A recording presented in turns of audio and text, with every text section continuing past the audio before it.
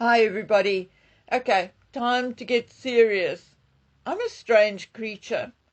Don't force me to sit through a 2 or 3 hour meeting and don't talk about the same thing to me over and over and over.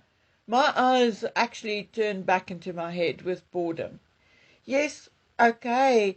I am discussing the same topic day after day after day, namely the British royal family. But at least it is different shite on different days. And sometimes we have to circle back to something. But I do try to come at it from a different angle, at the very least. So today I am going to continue on a few topics again. If you are not someone who, like me, make myself a cup of coffee, take out a bit of sewing or knitting or diamond art, and then just let the videos I chose run, with the odd advertisement, which I do skip. But otherwise, I leave it to play as I have just fine selective hearing. But if you are a more focused listener who want to listen to one topic and nothing else, then I am doing you a favor and have been doing so for a while. I am posting timestamps in the description box below. Okay, not on the shorter videos, but definitely on the videos, say 15 minutes or longer. And that is so that you can fast forward to where you want to be. It is indeed a little extra work for me, but hopefully a service from me to you. So that said, let's go.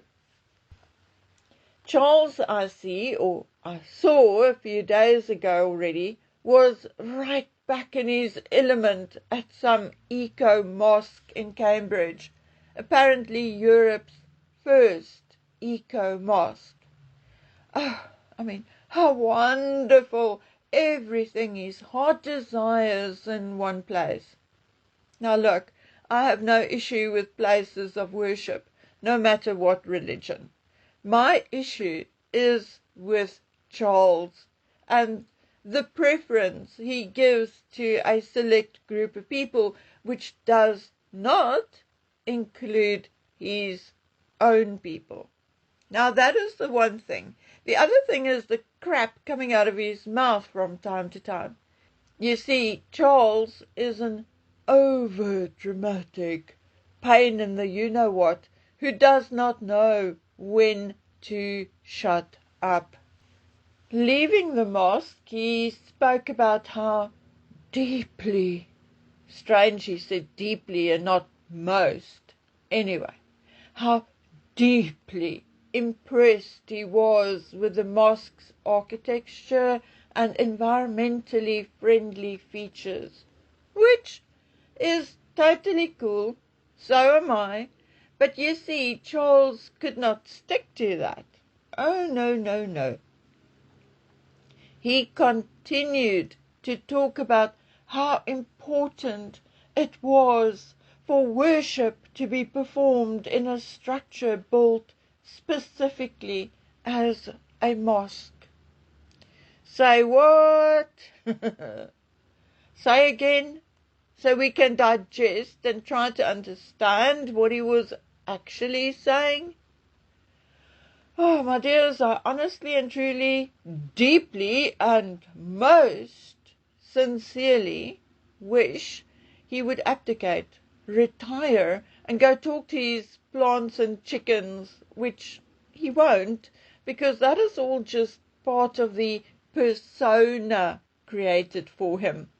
His gardeners, whom he treats like crap and pays even worse, do all the work and perform the miracles he often expects from them.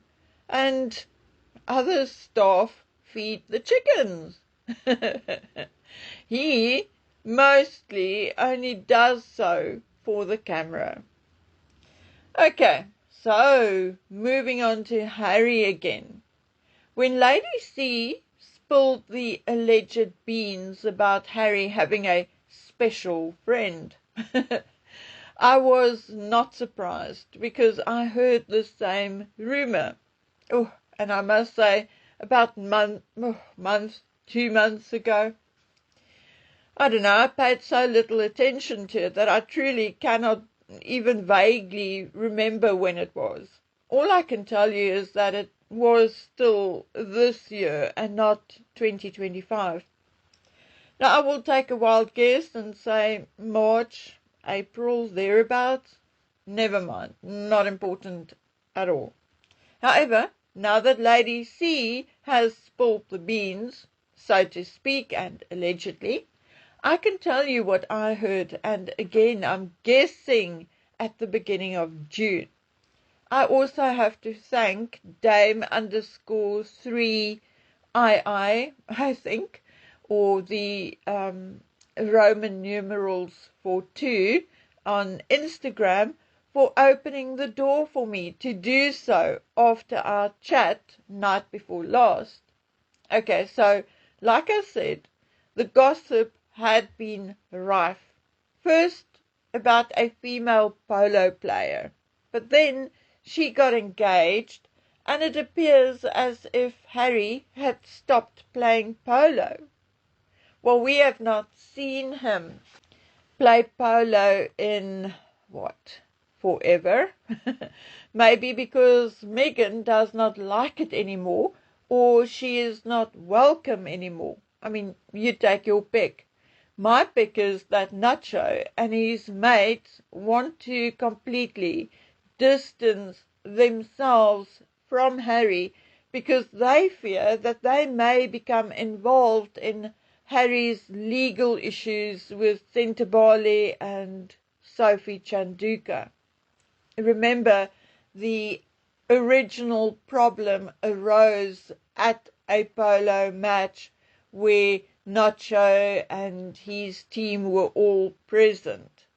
So I think they're trying to distance themselves because they don't want to be called as witnesses, something like that. But again, you take your pick. Maybe it is all three. However, the polo player as girlfriend for Harry was a bust. Maybe there was light-hearted flirtation, if anything at all.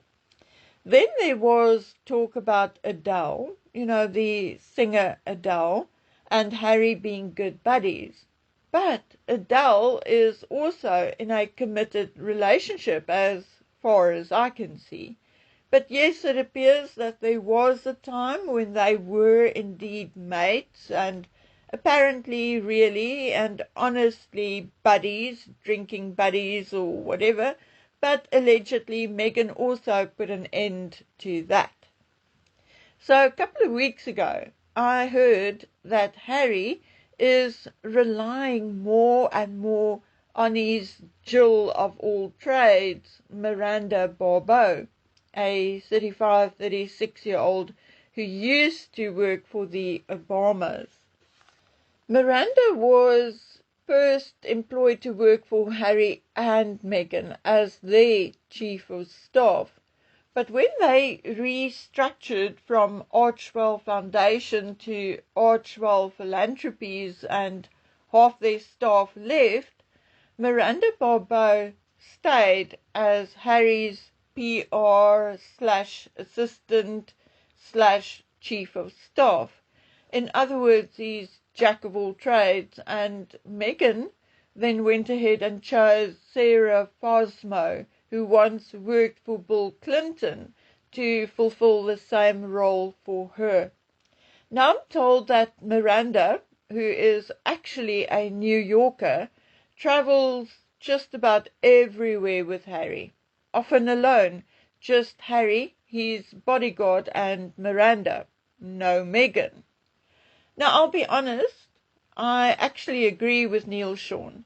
It may just be a close friendship because we all know how needy and dependent Harry is, and if there is no one else, then it may just be a normal progression from employer and employee to being friends. Well, whatever the truth, I went and checked, and yes, Miranda accompanied Harry to the Invictus one-year event in Birmingham, and again to the Times 100 event in New York City. It was at this particular event where you actually can catch Miranda looking up at Harry, and the look and the hair flick, well, it looked like she liked old Harry quite a bit. So honestly, at this point, I'm not willing to bet a dime on just about anyone. But I have to admit that Meghan not going to Birmingham and then not walking the red carpet with Harry in New York City is not only strange, but it is flippin' darn strange. Okay, now let me take a deep breath, because this is a tough and a very risky piece of information I'm going to share. It is something I, however, alluded to in previous videos, one specifically that I can remember, but my memory, maybe I alluded to it in 2 videos in the past. But what I do know is I never spent an entire video on it because of the risk of libel and worse. But I have now found that at least 2 other people, one who does not watch my channel and one who has never heard of me, have now come out with the exact same story. And the entire reason why it caught my attention was because there may be 20 to 50, maybe even 100 other theories about Archie's birth. But this particular one, I have only heard from the one person, the person who told it to me. So now I have an issue. Seeing that I am no longer the only one with this narrative and story, and these 2 other people both have in their stories at least one item which I never shared in mine. Anyway, so now I am stressed. I can remain afraid, and someone else comes along, blabs about it, and then it's all over. Nothing new or somewhat believable, no matter what I say afterwards. So I asked my members yesterday, should I speak out and tell you, or do I keep it to myself until who knows when? They voted for me to tell. Okay, so like I said, I have sort of told the story before, but without too many details. So here goes. I was contacted by a woman, years ago, before I sold my cottage in Carlitsdorp. So it must have been at least 5.5 years ago. And I also know that to be true because it was the same person who had me listen in on her call to the cottage hospital after Lily was born. Anyway, she explained to me what her connection to Harry and Meghan was and sent me proof of correspondence between herself and her previous employer. Now, I just want to note that at the time when she contacted me, she has not had any contact with the Harkles for a number of months. 8, 10 months, I don't know. So unfortunately, she could not tell me much or anything about the Lily pregnancy. She was indeed not close enough to witness anything herself, but she did tell me a heck of a lot about Archie's. Now, remember, disclaimer. Everything I say here is alleged and could very well be bogus. But, guys, it could also be true.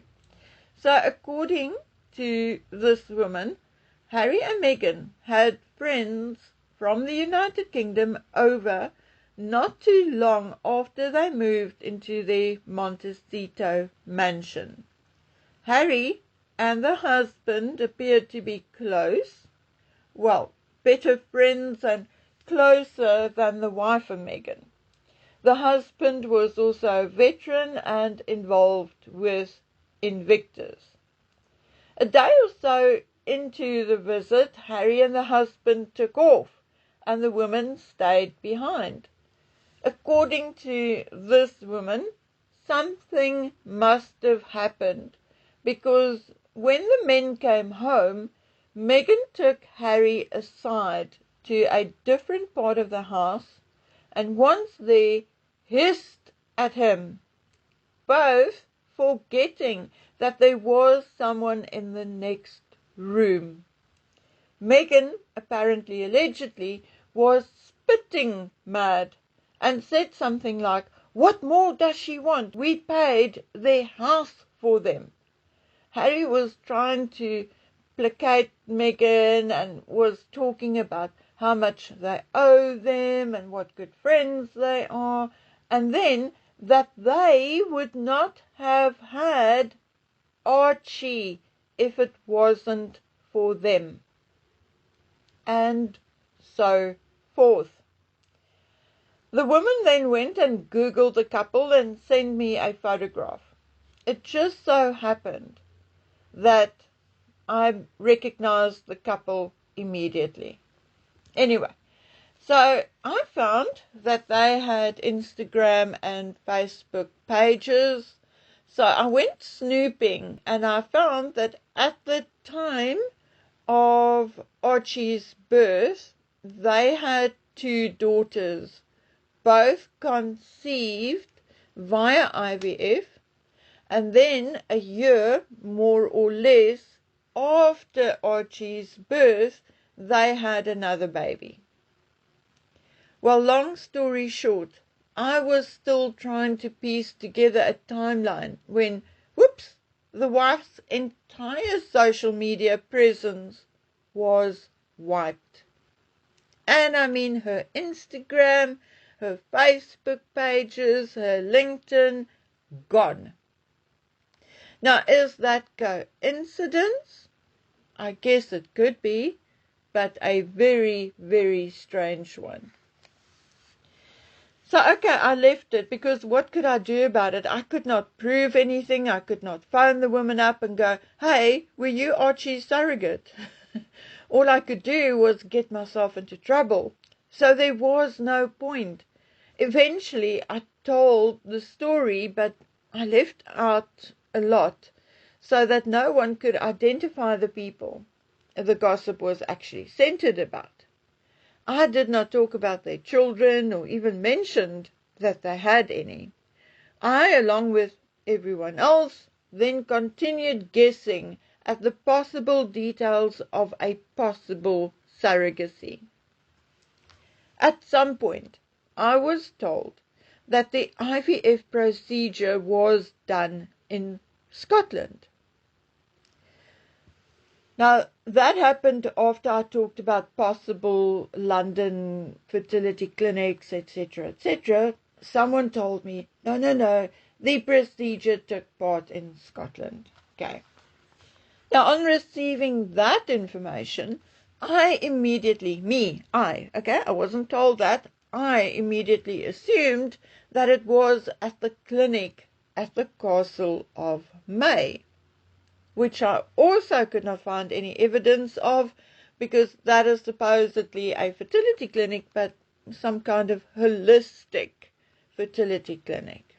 But anyway, so all of this was put on the back burner until Dame _32 or 3II posted this.